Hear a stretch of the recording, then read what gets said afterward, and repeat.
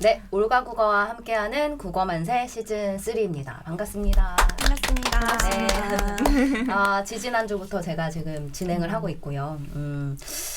일단은 수능 방송이기 때문에 저희가 좀 수능에 대해서 얘기를 하기 위해서 셋이 모여봤어요. 소개를 좀 간단히 해드리겠습니다. 일단 저는 올가 국어에서 고등부 총괄을 맡고 있는 고등부 원장 김희선입니다. 반갑습니다. 반갑습니다. 안녕하세요. 네. 네. 안녕하세요. 저는 올가국어 현정쌤입니다. 네, 안녕하세요. 저는 올가국어 스더쌤입니다. 네. 스더쌤은 원래 S더쌤이시죠? 네네. 그렇죠? 애들이 스더쌤이라고 부르는 거죠? 네네네. 맞아. 그쵸? 일단 오늘은 조금 실전적인 얘기를 해볼까 해요.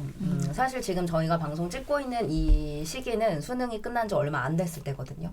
아직 이제 4일밖에 안 됐고 학생들의 반응이 속속들이 이제 수집이 되는 시기예요. 점수는 어땠다, 뭐 난이도는 어땠다, 맞아요. 뭐 떨렸다 이런 얘기를 아이들이 많이 해주는 시기인데 과연 이제 내가 사실 공부한 건 요 정도인데 수능 시험장에서 그거보다 조금 더 잘 나오기를 바라는 거잖아요. 맞아요. 그렇죠? 운도 따라주기를 바라고 그래서 수능 시험장에서 어떻게 하면 조금 나의 실력보다 점수가 더 잘 나올 수 있는지 그리고 이제 시험장에서의 가져야 될 태도 요거를 좀 정립을 해보도록 하겠습니다. 사실 이 시험장에서의 태도는 정말 사람들마다 얘기해 주는 게 너무 많아요. 뭐 이거는 가져가면 안 된다. 이거는 먹으면 안 된다. 뭐 이런 노래는 들으면 안 된다. 맞아요. 네, 너무 초콜릿 가져가. 그렇죠. 너무 중구난방이기 때문에 저도 사실 학생들이 수능 보기 전에 그 플라시보 효과를 위해서 맛있는 포도당을 꼭 주거든요. 그래서 이제 어차피 뇌의 영양분은 포도당이니 맛있는 포도당을 8시 이제 20분쯤에 먹어라. 그러면 뇌에 싹 흡수가 되면서 너의 성적보다 더 잘 나올 것이다. 근데 뻥이죠. 그걸 여기서 얘기해버리시면 어떡해요? 플라시보 효과죠. 더 이상 의미가 없죠. 근데 실제로 제자들 중에는 효과가 정말 있었다고 얘기하는 애들이 대다수였어요. 쌤 그거를 먹으니까 약간 좀 액상이랑 흡수가 되는 듯 하면서 정말 자신감이 생겼어요. 근데 사실 플라시보 효과죠. 맞아요. 진짜 떨리느냐 떨리지 않느냐는 사실 본인의 자신감인데 맞아요. 자신감이 이제 본인이 공부가 되어 있으면 떨리지 않는 거고. 근데 맞아요. 제가 학생들에게 이런 얘기를 할 수는 없잖아요. 그쵸? 방금 하셨어요. 이거 공개될 텐데. 애들한테 야 너가 떨리는 이유는 네가 공부를 안 해서 그래. 네가 공부를 가 제대로 준비됐다는 게 너 자신이 안다면 절대 떨릴 리가 없어. 이런 얘기를 할 수는 없지 않습니까? 그러니까 약간 좀 따뜻한 얘기도 해주시길 바라요. 전 잘 못하거든요. 근데 저도 좀 비슷하게 고3 학생들한테는 걱정 인형이란 게 있어요. 그래서 걱정 인형? 네, 그거를 이제 베개 밑에다가 놓고 자면은 걱정을 얘가 대신 다 가져간다는 미신이 있어서 네, 그래서 수능 전날에는 저는 이제 그걸 보통 주거든요. 그래서 약간 부담감 좀 줄이라고 그렇게 하기도 해요. 근데 똑같은 효과죠, 사실은요. 네. 쌤은 수능 전날에 뭐 어떤 얘기 하세요? 수능 전날에요? 다른 학교에서 보는 11월 모의고사다. 그냥 그렇게 얘기합니다. 별로 긴장은 네. 안 그쵸. 되겠네요. 그렇게 얘기를 해주면. 11월 모의고사다. 이런 우쭈쭈를 잘해줘야 돼. 너무 중요합니다. 우쭈쭈를 못해요. 맨날 현실적인 얘기밖에 안 하는 것 같아요. 이러면 안 되는데. 쌤들과 역시 같이 합이 잘 맞네요.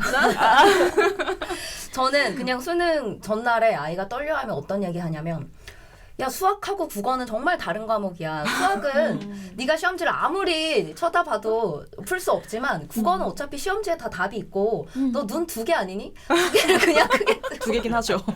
시험지를 그냥 읽으면 시험지에 다 답이 있고 아니 이 수능의 반응 이 발문도 보면 윗글의 내용과 일치하지 않는 것을 고르는 거잖아요. 그럼 윗글이 다 있고 맞아요. 일치 불일치는 본인이 판단하는 것이고 그쵸? 선지도 다 한국말로 되어 있고 맞아요.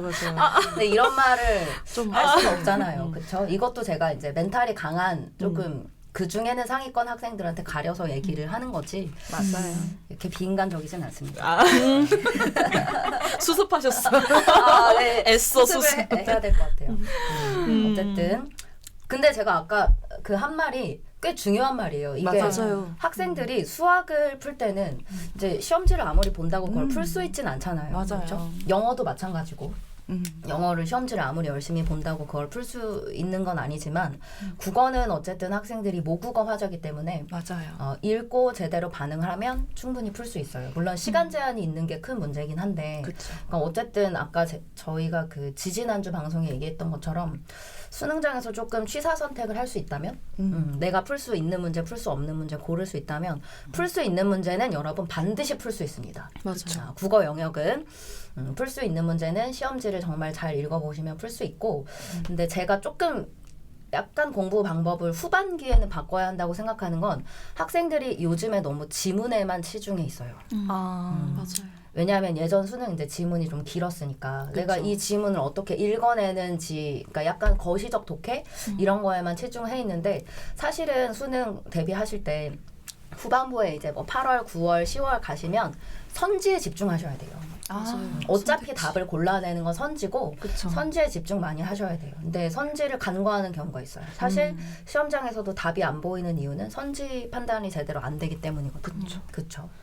그러니까 현장에서 판단력이랑 연습할 때 하는 방식은 확실히 좀 차이는 있는 것 같아요. 맞아요. 이 뭐 예를 들면 킬러 문항도 공부할 때는 사실 풀어봐야 되잖아요. 맞아요. 그렇죠. 공부할 때부터 던지고 있어요. 그래서 막 이거 던지고 98점 맞는 마음가짐으로 하라고 하셨어요.라는 이야기를 간혹가다 학생들이 해요. 근데 그건 이제 실전에서 해야 되는 생각이고 지금 던질 건 아니죠. 그걸 1년 전에 던지면 어떡합니까? 그래갖고 이거 조금 공부할 때 마음가짐이랑 시험 볼 때 마음가짐은 물론 다른 것 같기는 합니다. 맞아요. 그 막 평가원장이 사과했던 국껍질 정도의 난이도가 아니면 풀어보면 분명 도움됩니다. 그쵸. 그래서 이번에는 제 생각에 국어 영역에는 사과하실 게 없을 것 같아요. 평가원장님께서 사과하실 건 없을 것 같아요. 그거 말고 이제 뭐 1교시에 약간 준비를 해가야 될 것 또는 뭐 이렇게 챙겨가면 좋을 것 뭐 이런 것도 있을까요? 챙겨가면 좋을 것. 멘탈을 챙겨가야 되겠죠? 그렇죠. 일단 정신머리가 가장 중요하고요. 정신줄. 네, 맞아요. 그리고 이제 사실상 저는 그냥 학생들이 긴장을 좀 많이 풀고 갔으면 좋겠다는 생각을 해요. 이번에 고2 학생들에게 수능을 풀려봤는데 진짜 학생들의 결과가 오히려 고3 학생들보다 좋았거든요. 맞아요. 긴장을 안 하니까. 자기들 시험이 아니니까 그런 거예요. 그래서 심지어 어떤 학생은 수능을 문제를 풀려봤는데 75분. 그래서 제가 75분 동안 다 푼 거예요. 그래가지고 너무 빨리 풀었다 하고서 다 푼 사람들은 OMR 카드 한 번씩이라도 확인이라도 해라 했는데 그걸 다 했는데도 시간이 남은 거예요. 그래서 빨리 그냥 미리 걷어서 답지를 주고 채점을 해보니까 딱 한 문제를 틀렸어요. 심지어 그것도 시험지에서는 정답을 다른 걸로 고쳤는데 답안지를 안 고쳐서 틀린 거 한 문제. 와, 그러니까 그러면 다 맞춘 거네요. 거의 100점인 거죠. 내가 가르치는 학생 중에 만점이 없어 지금.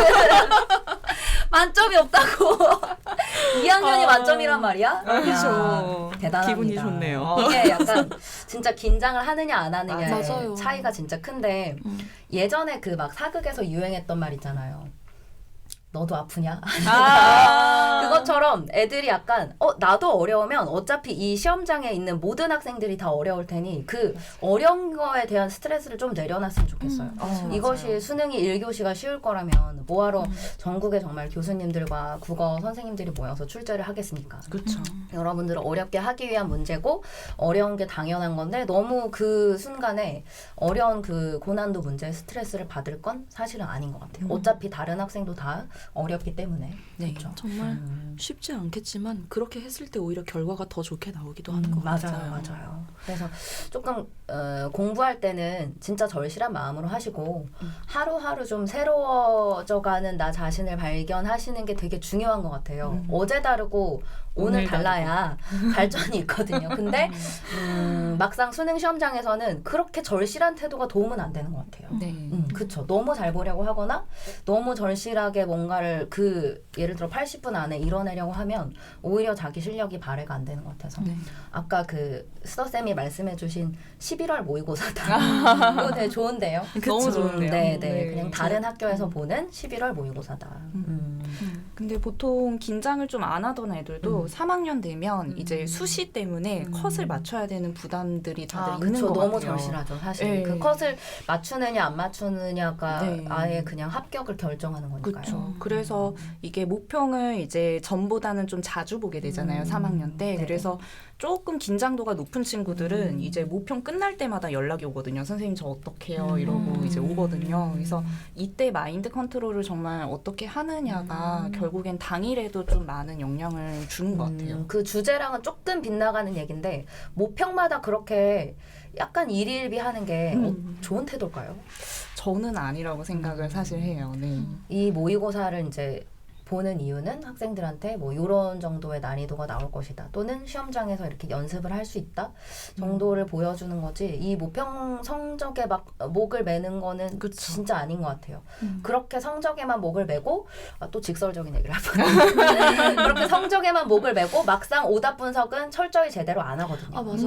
근데 모의고사를 여러분이 뭐 3월에도 보고 4월에도 보고 그쵸? 6월에도 보고 7월에도 보고 얼마나 많이 봅니까? 그 모의고사를 통해 여러분이 실력을 높여야 하는 것이지 모의고사 결과에 자꾸 그렇게 막 일일비하는 거는 저도 그렇게 저는 멘탈에 진짜, 도움이 안 되는 것 같아요. 할 말이 되게 많았었던 게 고3 제자들 중에서도 모의고사가 끝날 때마다 계속 연락이 많이 왔거든요. 그래서 제가 수능이라고 생각하고 풀어라 모든 모의고사를. 그때 그 학생들은 그대로 푼 거죠. 근데 이제 말 그대로 모의고사잖아요. 그래서 시험을 연습하는 건데 선생님 저 이만큼 점수가 나왔어요 하고서 이야기를 해가지고 제가 그 학생한테 어떤 문제들 틀렸는데 그때 점수가 낮아서 시험지를 다시 안 쳐다봤어요. 최악이네요. 그래서 제가 그때 이런 공부 태도가 최악입니다. 정말 시험 이게 말이 됩니까? 그래서 제가 그때 그 이야기를 듣다가 고전 소설 인물 관계도라도 그려봤어 했더니 안 그려봤다. 틀린 문제 다시 풀어봤냐? 확인을 안 해봤다. 그 학생을 제가 특정하기는 미안하지만 그렇게 공부를 하면 수능을 절대 잘 볼 수 없어요. 그러니까요. 맞아요. 그래서 제가 그냥 듣다 못해서 너 지금 나랑 장난하니? 그렇게 얘기를 했거든요. 그러니까 사실상 본인이 어떤 부분이 부족했는지를 계속 이제 3개월에 한 번씩 확인을 하는 목적인 거지 그냥 너 절망해라 이러고서 문제를 내는 게 아니라는 걸 학생들이 좀 확실하게 짚고 넘어가야 될 것 같아요. 네, 이게 수험생 여러분 정말 하루하루 새로움을 느끼셔야 하고 자꾸 이렇게 막 점수에만 연연하는 이런 태도는 사실 점수는 수능 점수만 중요한 겁니다. 본질을 빗나가면 네, 안 돼요. 제가 맞아요. 가르치는 학생들 중에서도 쌤, 뭐 6월보다 7월이 더 잘 나왔어요 하면서 되게 좋아하는 학생들이 있어요. 맞아요. 당연히 잘 나오죠. 그렇죠. 6월, 9월은 재수생이 보고 7월은 안 보니까요. 그런 걸로 좋아하지도 말고 뭐 맞아요. 또는 9월 모의고사 망했다고 너무 슬퍼하지도 말고 맞아요. 어차피 여러분은 수능 이후에 충분히 슬퍼하게 됩니다. 그런가요? 충분히 슬퍼하게 됩니다. 모의고사 때 미리 슬퍼하지 마세요. 아, 그쵸. 수능 끝나면 뭐 네. 사실 수능이랑 모의고사는 정말 저는 제가 고등학교 때 진짜 경험을 했던 게 제가 6월, 9월 모의고사를 정말 잘 봤었어요. 두 번 다 국어가 만점이 나왔는데 저랑 같은 학교, 같은 학과를 지망하던 되게 친했던 친구는 그 두 번 시험이 다 70점대가 나왔었거든요.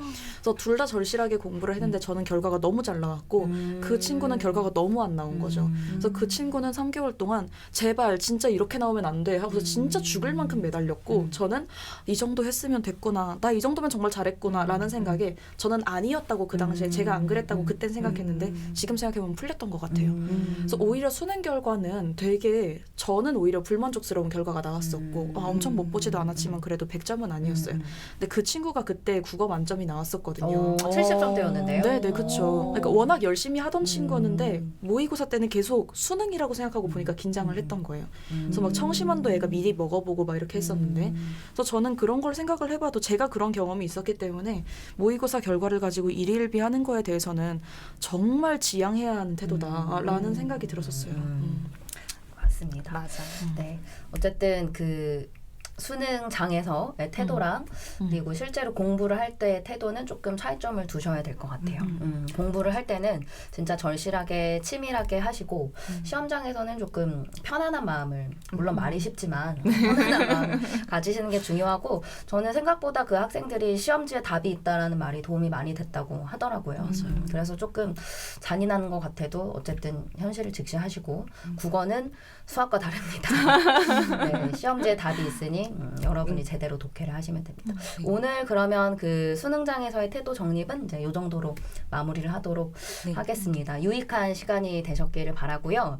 저희가 다음 주 방송은 조금 길어질 것 같아요. 왜냐하면 구독자들이 가장 이제 원하시는 조금 가려운 곳을 긁어드리는 그런 방송이 될 것 같거든요.